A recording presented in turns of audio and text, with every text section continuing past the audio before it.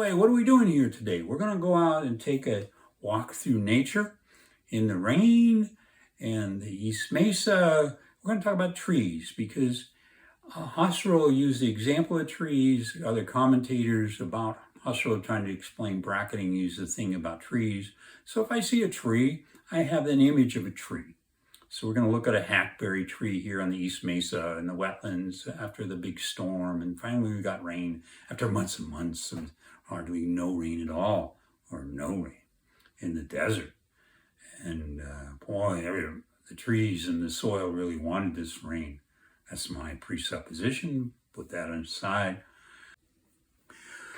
Hi, I'm David Boji, and I'm a professor of organizational storytelling. When I was at UCLA, I was in the Phenomenology group at UCLA at the Anderson School of Management. I was there from 1978 through 1986. I was an assistant professor, and I was in this whole phenomenology group. And we were in this business school. It was amazing, actually. I don't know if it's happened anywhere else in the world, but there we were. Frederick Masaryk was our department chair, and they moved in a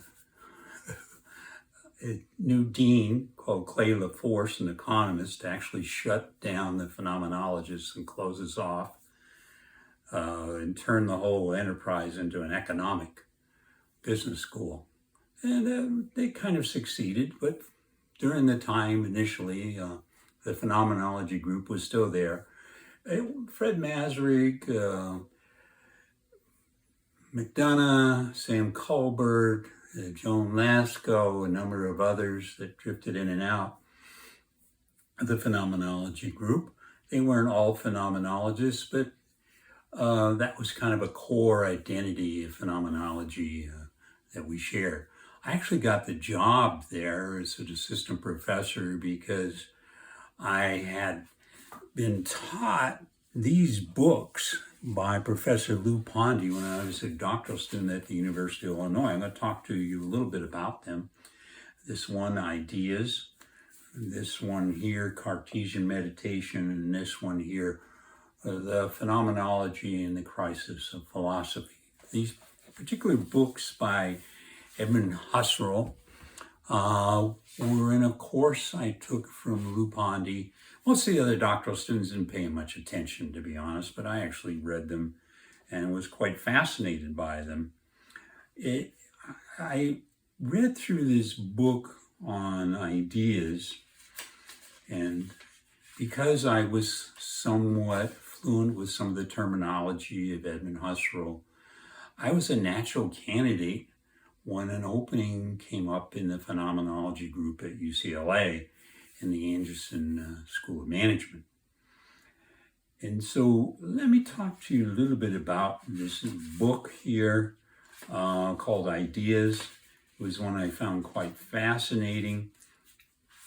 In the book, let's see if I can find the section that I'm looking for, but it has the theories here of so-called bracketing.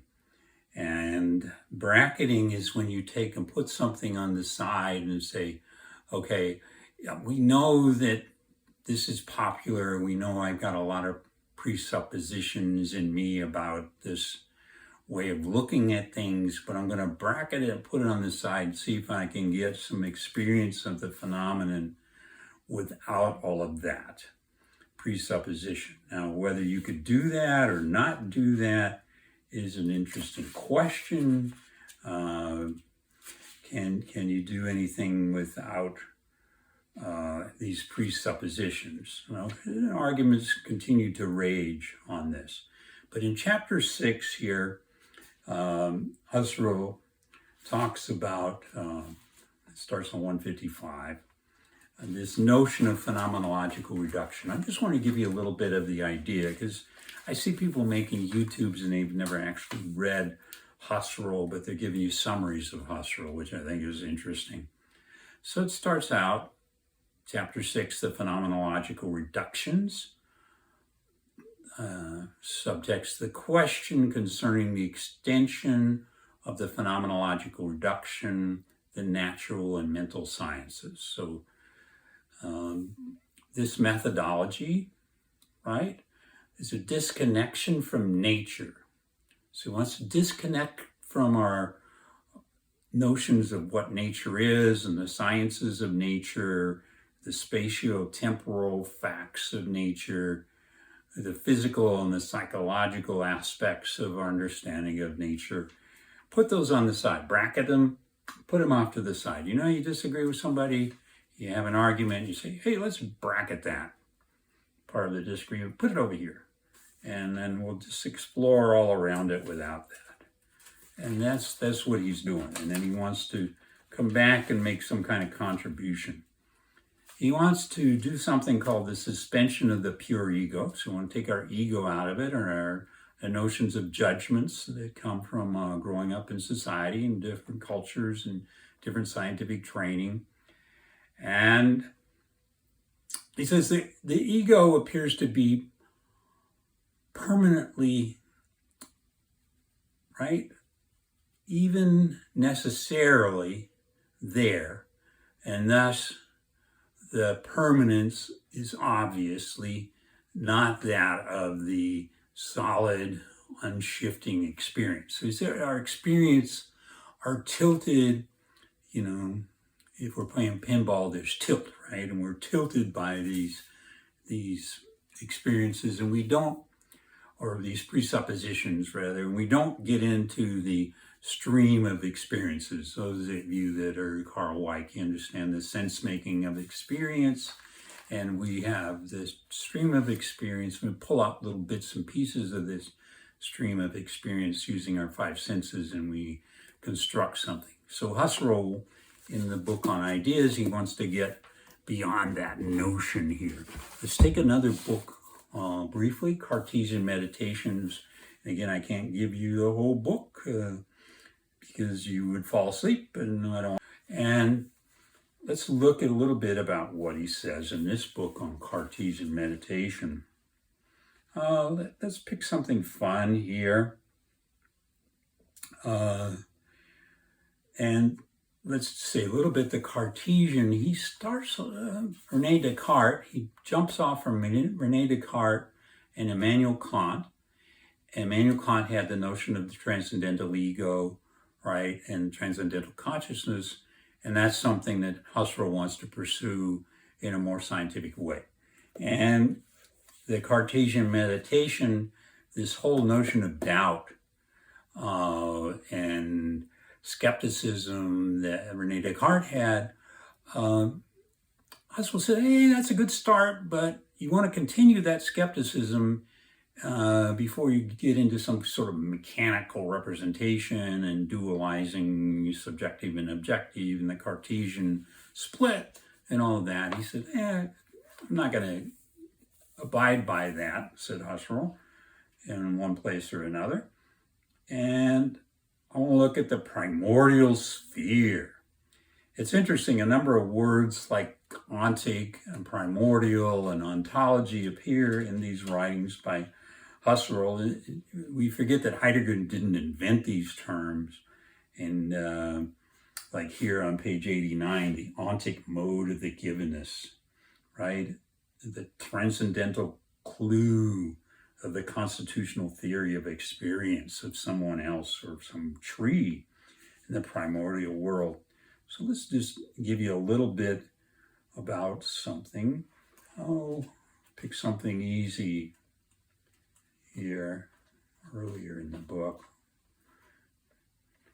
Truth and actuality. Phenomenological constitutions on page 56 here, the third meditation. A more pregnant concept of the constitution. Phenomenological constitution as a basis for us up to now the constitution of any intentional object whatsoever. It is embraced full breadth the topic cogito, right? I think, therefore I am. And we shall now proceed to differentiate this breadth structurally and to prepare for a more pregnant concept of the constitution of our consciousness, right? Let's jump a little bit further in the book and look at something. The transcendence of the objective world is belonging to a level higher than the primordial transcendency. So yeah, that's interesting jargon. Let's not get all hung up on it. Let's look at a third book here, The Crisis of Philosophy, Phenomenology and the Crisis of Philosophy. And what Edmund wants to do is make a rigorous science. But he says in order to make a rigorous science, we have to address the crisis of the European man. Right there, it says that. I will venture an attempt to awaken new interest in the oft-treated theme of European crisis, of the philosophical, historical idea, and the teleological, how things develop, your sense of how development occurs historically. The well-known distinction between scientific medicine and naturopathy. Just as the common life of peoples, the latter derives from naive experience and tradition, so scientific medicine results from the utilization of insights belonging to purely theoretical sciences. So he wants to bracket these theoretical sciences and the naive human experience. And the notion of bracketing, putting that on the side, it obviously exists. People have their constructions and their judgments and their presuppositions, but can you explore a conscious experience beyond that? So that's the crisis that he wants to address. I want to draw your attention, if you don't want to wade through Edmund Husserl, but you want a really good treatment, I suggest this book here by Solomon. And it's from rationalism to existentialism. I really love the cartoon here on the cover of the book. Really fun. So if we look here at good old chapter 5 on Edmund Husserl, starts on page 141. He makes a number of really fun points, and I've outlined them in my notebook, and just give you a little bit of the summary before I take you on a walk, because I want you to have this summary before we walk in the rain, and I point out trees and what are the presuppositions I have about the tree and the pond and the desert and people's behaviors in the desert and what I think is going on. And I'll try to avoid those presuppositions until I just fall into a whole abyss of them. But here we go. And according to Solomon, Husserl pursues the foundations of mathematics, because he was a mathematician before he turned philosopher, and logic. He develops a theory of knowledge because he's, after all, an epistemology. Epistemology. Episteme means knowledge. Ology, the study of. Epistemology is the study of knowledge.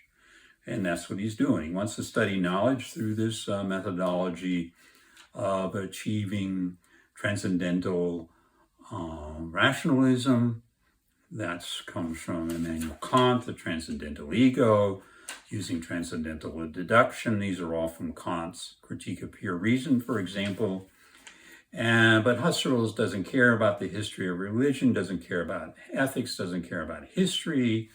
He wants to know, how is mathematical truth possible? How can we experience an object such as a tree and oppose that in our own consciousness? And then the third thing is he wants to understand, what is truth? What would be a true storytelling? That's my version of it. Putting aside, bracketing all the presuppositions, how can we have a true storytelling? Any attempt at presupposition and systematizing things before we go and look at a tree, Husserl rejects all that. He rejects the natural standpoint of the natural sciences, what he calls space-time, spatio-temporal being, or space-time facts. He wants to put those facts on the side. He says those facts exist and people popularize them, but I want to put them on the side so I can have my own conscious experience there. Today, a conscious experience of the hackberry tree, but the spatial temporal facticity of that tree, I want to put that aside and give you some of my own conscious phenomenological bracketing example and show you what it's like, to the danger of my thinking about trees, falling into that thinking, and phenomenological reduction. The Greek term would be epoch, E-P-O-C-H-E, the epoch, or epoche, if you want to pronounce it in the French, is what the popular term is bracketing. So, and so I might say Husserl is a neo-Kantian and a neo-Cartesian, and he's even, Solomon says he even has his own approach to Dasein, page 164. So Dasein was it mentioned by Husserl even before Heidegger mentioned Dasein? Being there, being here, is that the natural standpoint that he objected to? I think there's grounds for having that interpretation of Husserl. The hackberry tree that I perceive is the last one on this part of the East Mesa. You can go down in the deep arroyos that are about 50 feet deep, like the Alameda Arroyo, and you can still find some hackberry trees. But up here, where I live, this is the last one. And I want to show you how destroyed it is and look at my own acts of consciousness of bracketing as I take you through this. And we'll look at 4 things: my believing about this hackberry tree, my doubting about its ability to survive, my assertions about what's happening here, and my knowing, coming to know this tree through my experiences over the years of walking there every other day, sometimes every day, to watch what's happening to the hackberry tree and my own experience of it.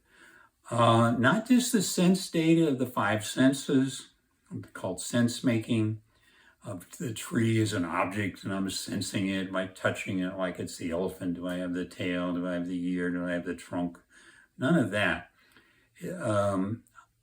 Husserl's distinguishing between nomia, N-O-E-M-A, the nomia tree, right, in its space-time, let's say, that entity, and the nomiata, N-O-E-M-A-T-A, apologies if I'm not pronouncing it right, but the aroundness of the tree itself. We'll look at the canopy of the tree, the soil of the tree, the neighbors of the tree, other trees, by the way, of different species.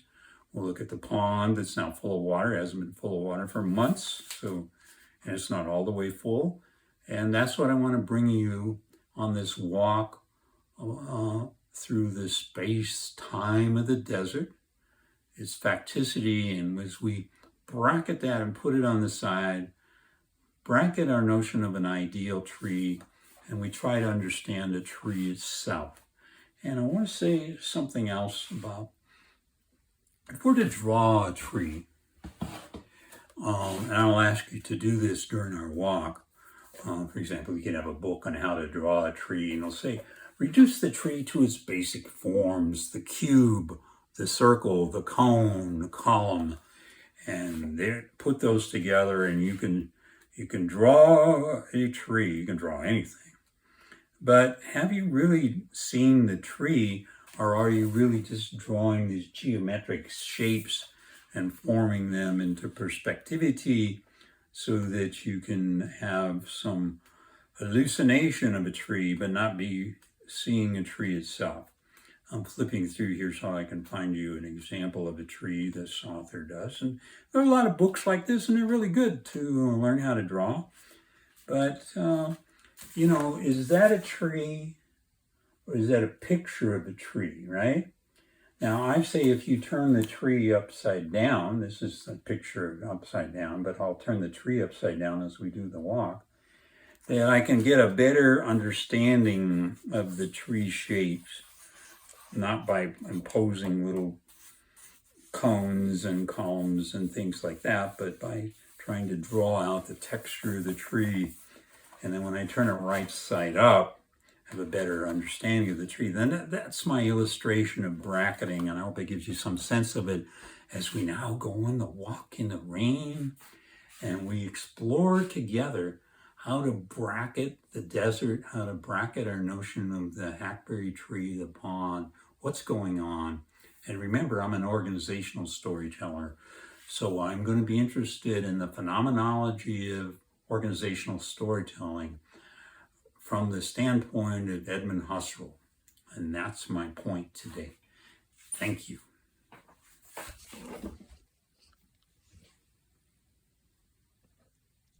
This is a good place to start our understanding of Edmund Husserl as we look at this pile of cuttings of various kinds of trees.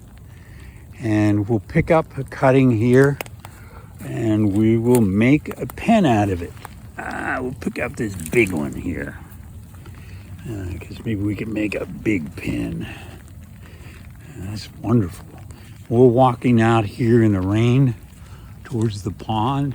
There in the distance is the last hackberry tree above the big arroyo on the East Mesa, Las Cruces, New Mexico. As we walk toward that tree in the distance, it looks so small. It looks like a speck in the distance. What Edmund Husserl did, and he talked about trees, and people who talked about Husserl's methodology, phenomenological reduction, that thing called bracketing, is he sought to bracket all presuppositions about a tree. So here we see a tree, well, that's been cut down in somebody's yard, let's assume. And it's been illegally dumped here in the desert. And there's a story behind that illegal dumping. Someone thought, hey, I can legally dump here because there's no code enforcement.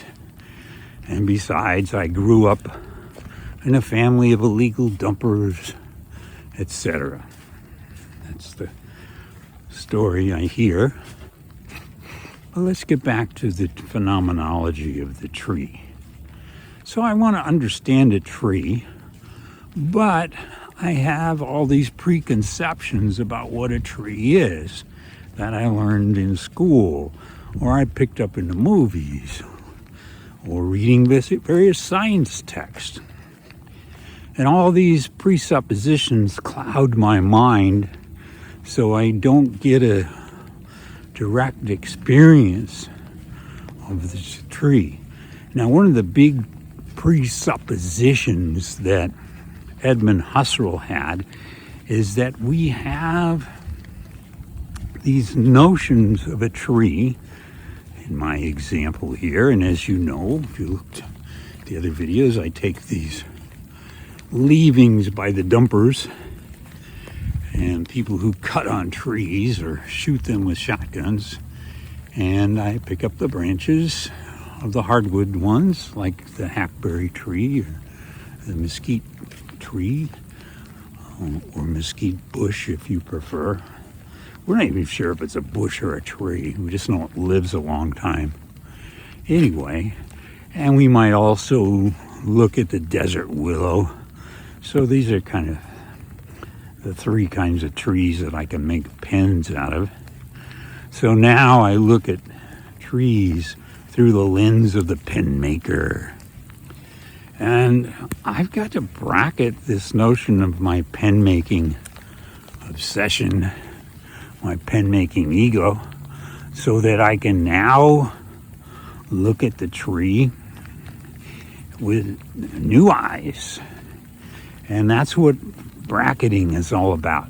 Now, I learned from the artist Eleanor Brigant she gave me a new start in life after UCLA, that if I wanted to draw a tree, it's best that I draw it upside down, because drawing it upside down, I'm forced to toss aside my ideal of a tree form and actually look at the tree itself.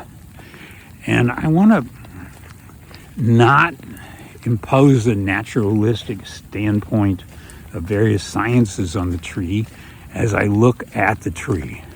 Now, what's exciting here is you're looking at the first big rain of 2023 that has the potential to fill the pond. And you can see that it's been coming down what's called Arroyo Seco here. There's no water in it now, and it's been coming down this kind of man-made road, illegal as it is.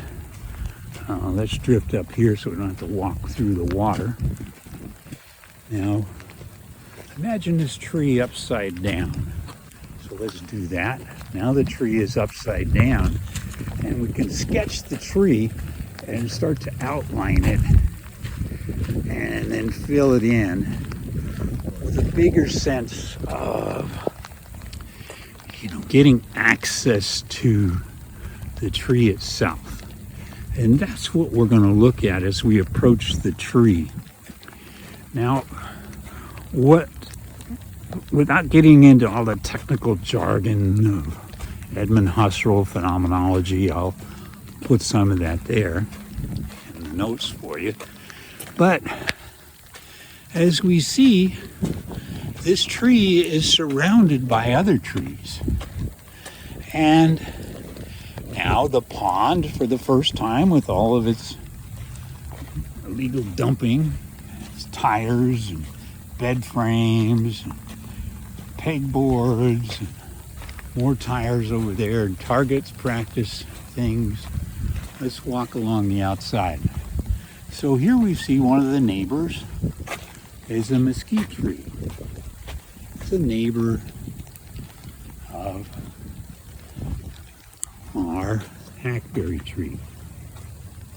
As we look out along the desert, we see smaller mesquite trees and these greasewood bushes.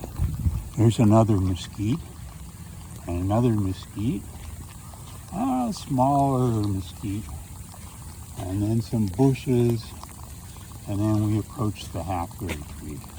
And we'll look up through the branches here, and we're going to start looking at some particularities. We notice that people are cutting branches from this tree, which I can gather up and use those to make pens. Here's a rather big one. They cut that with some kind of saw. I don't know if it's a hand saw or some sort of saw like that. We'll go inside the tree and take a look around. All right. So as we go into the tree, we're going underneath what's called the overstory. So trees have what's called a term called the overstory. Now we have a trunk of the tree. It's a rather good sized tree, so I need to back up here so you can see it. And you see there's a branch that goes off to my left.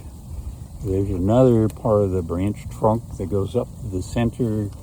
There's a third branch trunk that goes straight up, and it has a rather large branch. It splits into two branches and into more branches for the overstory, at least part of the overstory. Now we have a different kind of tree that's right up against it, and it's not got a lot of leaves on it at the present time, but it's a different tree, and we'll have to notice that the root system of that tree, in all probability, is tangled with the roots of this hackberry tree, and that these roots are tangled with various mesquite trees around it. So this is a good time to take a look at some of the writings of Husserl. Now this is particularly sad as we look into the overstory and notice that somebody has been trying to twist off a big hackberry branch that once supported all these leaves, and then they sat here and they drank an orange crush or whatever that is, along with various beers and had their shotgun shells. So it's kind of interesting. Now the pond itself is part of the tree. Now, what's interesting about this hackberry tree, other than I can get pins out of the fallen branches, I mean, if I wait until this is completely torn away and discarded, there's a whole, I can make 1, 2, 3, 4, 5, 6, 7, 8, 9, 10, 11, 12, 14, perhaps 15 pens out of the tree. So that's my pragmatic phenomenology kicking in. So let's take a look here. I'm going to pause. Okay. My first job as a professor was UCLA at the Anderson School of Management, where I was hired as an assistant professor in the group called Phenomenology, chaired by Frederick Masaryk. It had a number of people in it who focused on Edmund Husserl's phenomenology. In other words, they didn't focus on every kind of phenomenology, but these are books that I read from Lou Pondy's course at University of Illinois, and he's the one that brokered my going to UCLA for my first job. And this is the same book I read in Louis Pondy's course, and it's Ideas by Edmund Husserl. I read The Phenomenology and the Crisis of Philosophy by Edmund Husserl, and the famous book Cartesian Meditations, an Introduction to Phenomenology.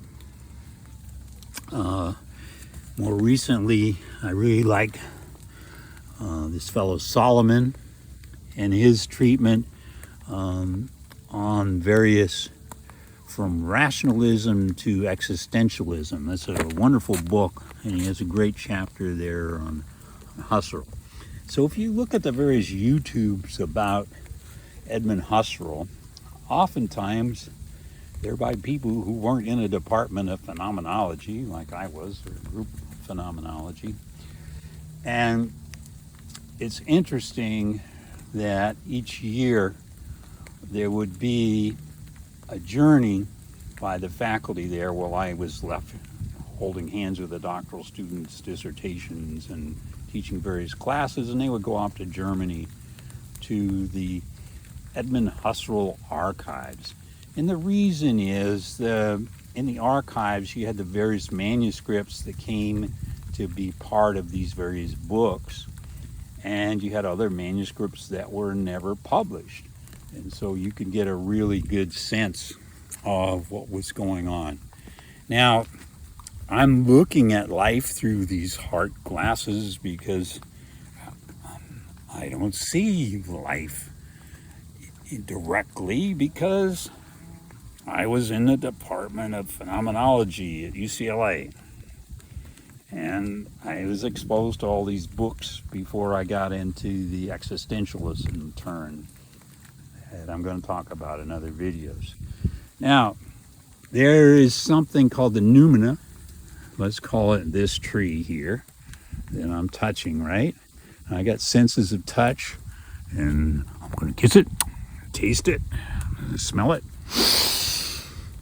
Ooh, I'm going to see it. I'm going to hear the rain coming through the overstory. I'm going to walk on the understory of the interconnected root systems. And I'm looking for noumata. The noumata. I'll spell it out for you, noumata. And I'm looking here to understand this tree.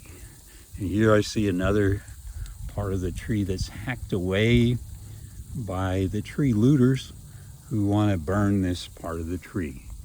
And they've had, as I showed you yesterday, they had a target here. It's not floated away. And look at just the awfulness of all of the pollution here of this pond. Now, my question, in the natural order that Edmund Husserl said we should doubt the natural order of, look how this tree, whole branch is starting to die. Yet higher in the overstory it's okay, but this whole branch here, where they've ripped away several sub branches and they've ripped away the end here. Now, there would be a whole bunch of hackberry berries, and I'll show you what hackberry looks like right there. You see those hackberries? Okay, focus. All right, they drop to the ground. So you would expect that there would be all kinds of new hackberry trees, but there's not, because the water is polluted. It comes very infrequently.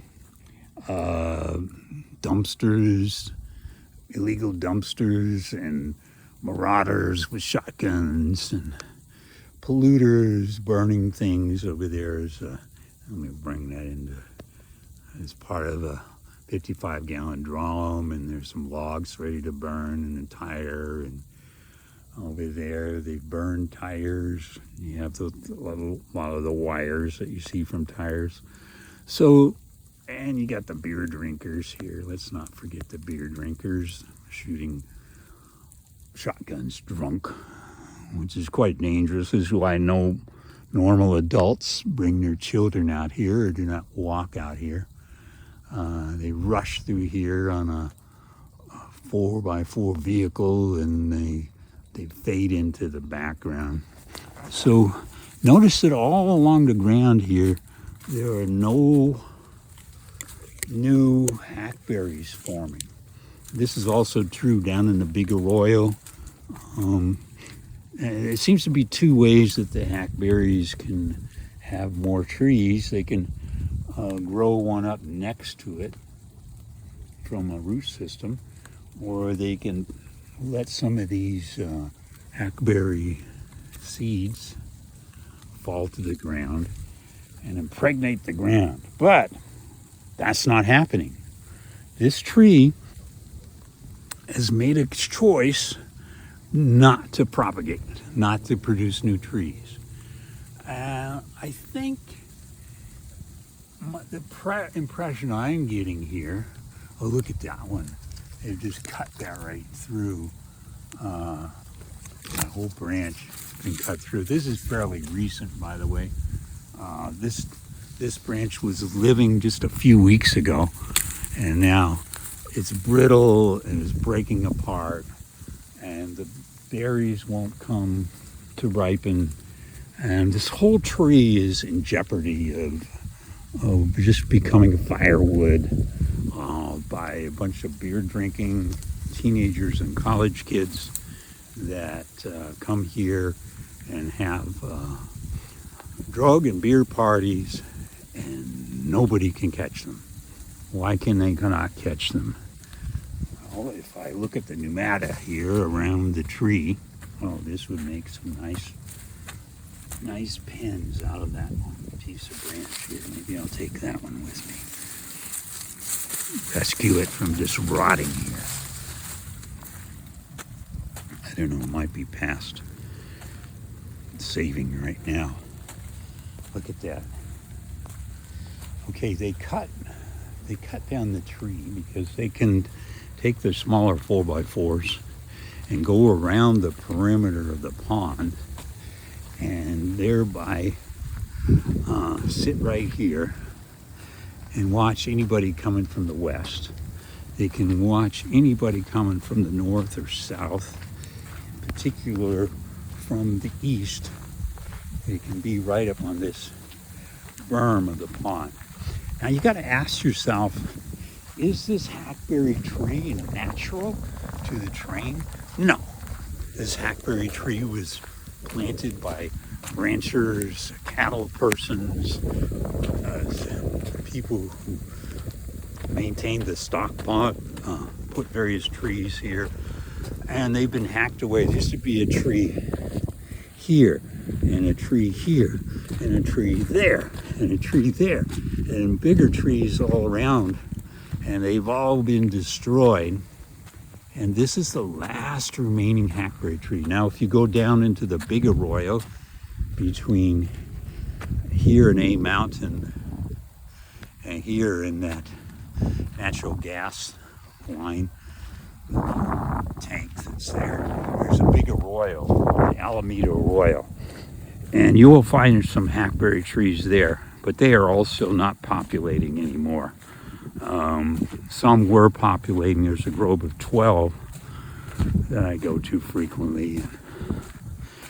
They don't seem to be populating anymore. They're ready to die out. Now, I'm being very subjective here, and I'm not taking a natural science standpoint. I'm looking at bracketing. If I bracket just the identity of this tree, turn it upside down and start to look at it upside down and draw it out, and then look all around it, its neighbors, and look at the context and situation that it's in, I'm starting to question my own consciousness of trees. This is a tree that quite possibly can no longer be saved. Now, it could be saved if it was located in the far horizon there, Sonoma Ranch, because rich people live there and they would not tolerate people coming with shotguns blowing up trees all the time. But here in the East Mesa, essentially the city and county, BLM, state land office, they've kind of decided just to ignore this part of the East Mesa and let the marauders have it. So we're going to get into a little more depth here on ideas I read from the book Ideas, The Crisis of Philosophy, as Husserl approached it, and the Cartesian meditation, and the bracketing. I've been doing bracketing here with you in my own little way to bracket and say, hey, this tree is being attacked rather viciously, systematically, increasing. This is the worst attack that I've seen in 18 years of living here. This is the worst attack that this tree has been suffering. And the fact that they can be just ripping off branches, cutting off branches with no consequence, polluting the pond. If you look at my other pond videos, what you'll see is in a couple of weeks, perhaps, if it's not too polluted, the New Mexico spadefoot toad, the species aquatic symbol of New Mexico, will come up out of the ground, and spadefoot toads, I don't know, 2-3 times, like the size of that little finger, will form polywogs, and then they'll grow feet, and then they'll get as big as my thumb, and they'll get legs, and then they'll get bigger, about that size. They'll be swimming around here. And every few years, you're going to have the fairy shrimp swimming on their backs in the pond. Now, they don't come in every year because the birds would eat them all if they knew they were coming every year. So they're kind of strategic. The spadefoot toad waits for a storm like this one to come. They'll sense that the water has filled the pond, and they're burrowing their way up to the surface. They're probably going to be a little bit hesitant. I mean, and they know that a lot of sounds they hear are four-wheel vehicles coming through here, but they heard the sounds of thunder last night and this morning, and they thought, well, maybe we'll dig our way to the surface. Now, this is me, David Bogie, being very phenomenological in my reduction of all of this to some kind of story. And that's what I do as an organizational storyteller. Understand the organizations involved, the city, the county, the BLM, the state land office, the developers, all the people who sell vehicles, the people who sell shotguns, the people who sell the shotgun shells. And then I look at the destruction happening and I tell a story. And that's my introduction to Edmund Husserl. But again, don't talk about Edmund Husserl until you've actually read Cartesian Meditation, the crisis of philosophy that phenomenology tries to address, and the introduction to phenomenology in ideas. And if you can't read those, go to Solomon and read his chapter on Edmund Husserl. It's quite outstanding. These are the shotgun shells accumulated here at the edge of the pond. It's illegal not to pick up your shells, by the way. My dad said, pack out what you bring in. And you'll get a little bit closer shot of the pond, a little less polluted side of the pond. And I want to show you where the water comes into the pond itself. And I think it's quite beautiful. It's my subjective opinion, by the way, but I think this is the Arroyo Seco, which the water comes into the pond, and Arroyo Seco runs right next to my property. It's one of the bordering landmarks of the property we have, a little ranch. Comes right in here. Let me show you what it passes as it comes in from the north and from the east. This is where tires are burned. And if you look closely, you see the wires that were in these radial tires, okay? That's radial tire that's left of it. This is the kind of thing they burn in Juarez, Mexico. I was talking to one of the code enforcers who said, oh, these are just people coming up from the south and they're used to burning tires and drinking. And for them, the desert is not life. It's just nature does not exist. It's for the fulfillment of the Budweiser drinkers and the liquor drinkers. And people, a pond is a place you bring your old springs. This used to have a mattress, all the cotton and everything in it, but they burned it. And people just bring their debris from their backyard. Here you see a lot of pine cones. There's no pine cone trees around here. And they bring it in and they just dump it. And they'll dump their Seagram Jamaican drink, whatever that is. Jamaican me happy. And so for a significant number of people carrying shotguns, not all of them, I mean, a lot of good people carry shotguns and they use them very, very ethically, and they don't drag in all kinds of garbage and just shoot it up. Like this old TV screen here that's shot up. And this, they don't do that. But here on the East Mesa, too many of those people are coming in, and the codes people say, hey, we can't catch them. We can't catch them because they'll set up here on the side of the pond with their vehicles, and they can see us coming from the west. They can see us coming on the road to the east.